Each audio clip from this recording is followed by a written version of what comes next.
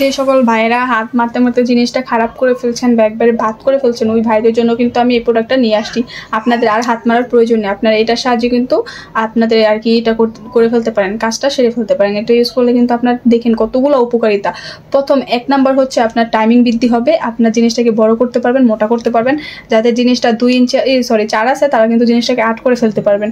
তো কেই বা না চায় জিনিসটাকে 8 করতে, বড় করতে, মোটা করতে। তো ভাই আপনারা দেরি না করে এই প্রোডাক্টটা কিন্তু অর্ডার করতে পারেন, আমার আপুদেরকে খুশি করতে পারেন।